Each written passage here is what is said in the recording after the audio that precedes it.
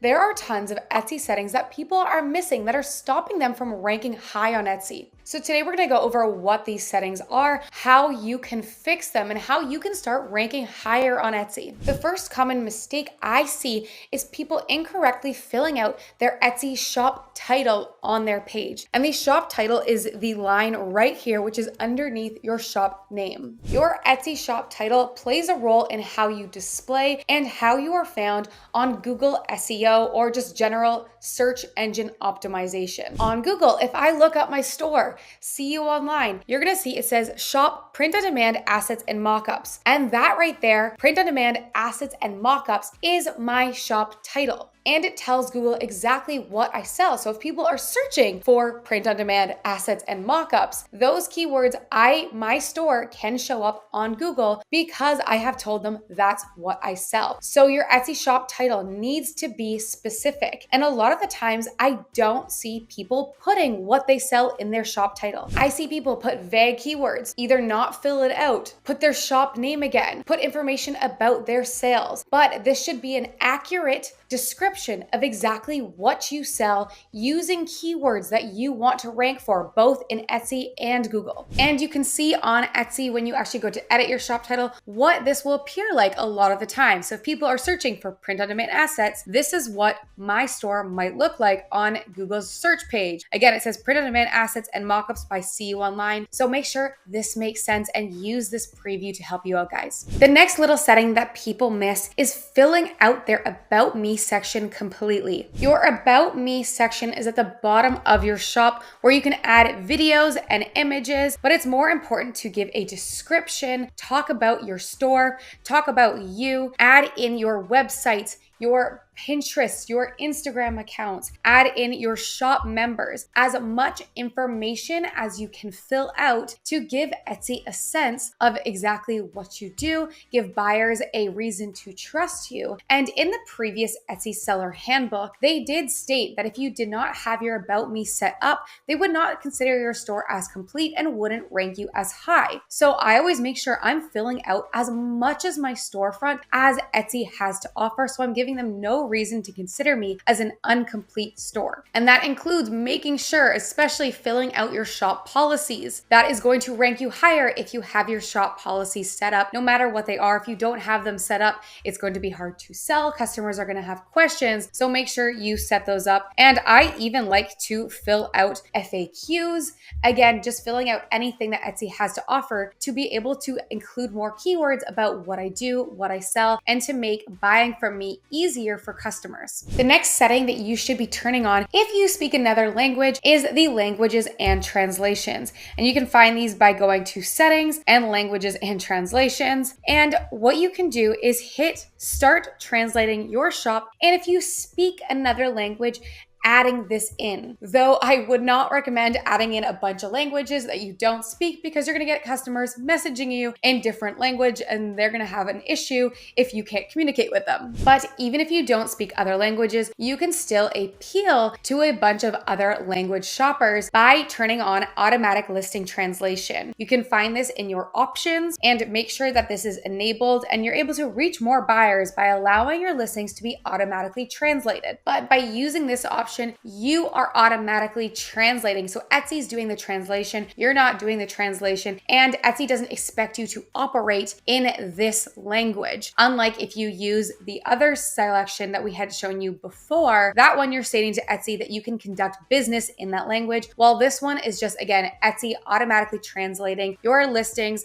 but again, you're not expected to be able to operate in that language. So now we're actually gonna move into different settings within our listings that I see people miss quite a bit, which could be hurting their ranking or just stopping them from ranking higher in both Etsy and Google. And the first one is your alt text. So if you actually click into your listing here, you're going to see alt text. And it even says here, alt text describes images or media for people with visual impairments and can positively impact your listing's SEO on search engines. And again, search engines are super popular. People half the time find your product through Google because Google links to Etsy so often. If you look up mom shirt, cat shirt, diving shirt, anything, you're going to see Etsy pop up and different Etsy listings. So you can be found there on top of Etsy search. And in alt text, you should be describing what this image shows to someone who might not be able to see what it says. So you're not going to copy and paste your title.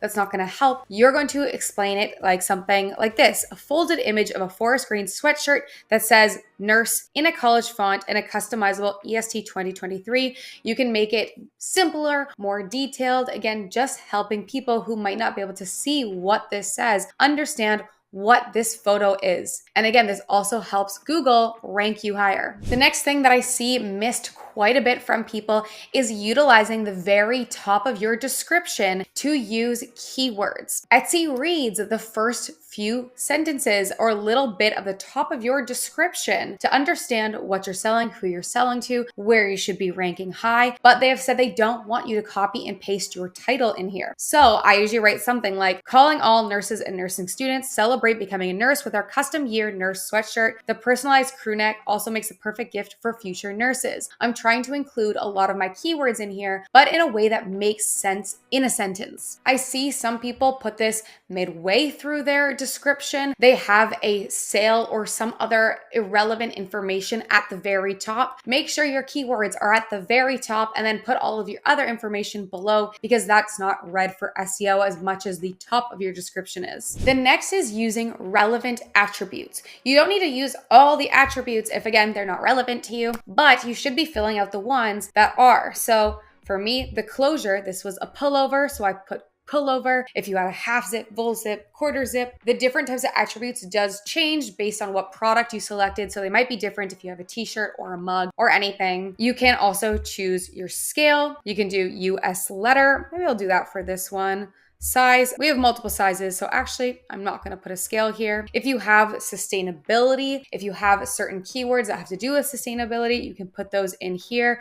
Say if you use hemp, linen, organic cotton, recycled polyester. You can show more attributes and change the sleeve length. This is a long sleeve. If you have an occasion, so this one doesn't really have an occasion. It's not a Christmas shirt. It's not an anniversary shirt. It's not a bachelorette shirt. But if it was, then I would put that in there. If, say, this was a specific graduation sweatshirt, then I would put graduation. If it was for a holiday, I would put that. If I wanted to fill in the type of graphic, I can as well. But again, I wouldn't just be selecting any attribute that's closest to what you sell. Just select the relevant ones, because these act as tags. So you have 13 tags in your Etsy listing, but by adding different ones here, you are giving yourself more tags, more chances at being found. And these can also be used as filters to help you stick out on Etsy. So say someone has added a filter and they only want things that are made from hemp. They only want to shop by Mother's Day. They only want to search by a certain color. This takes a look at your attributes. So if you have a hemp shirt and you haven't marked it as hemp, you're missing out on the people who are filtering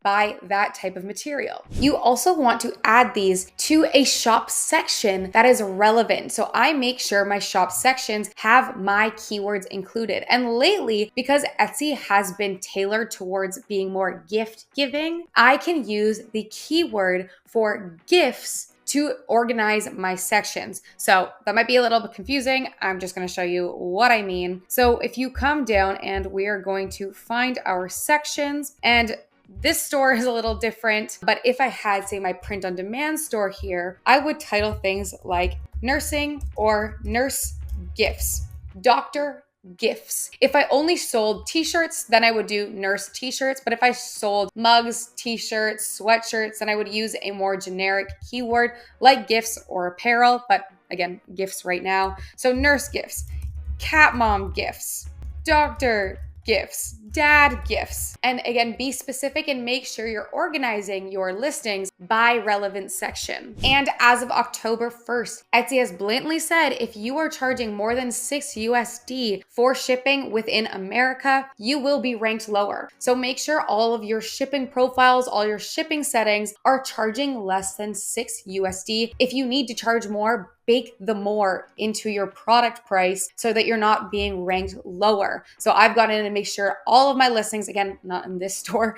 this store is where I show all my examples and not my print on demand store, but I've made sure that everything is charged less than 6 USD so that I am still ranking high. And if you guys need help remembering these or all of the settings that you need to make a successful Etsy store that ranks high on Etsy and Google and keeps getting more and more sales, I've actually created the Etsy Ultimate checklist where I have put down everything I have learned from doing hundreds of audits, running an Etsy store that's made over $1 million in sales. And you can get this in the link below. It has literally everything from just starting to scaling up your store with over 140 different points that you need to implement in your Etsy store to run a successful business. And in the pinned comment under this video, I'm going to be dropping a huge discount code for this checklist for people who have just watched this video. If you learned anything from today's YouTube video, if you could drop a like and subscribe, that would help me so much. Thank you guys, and I'll see you next week.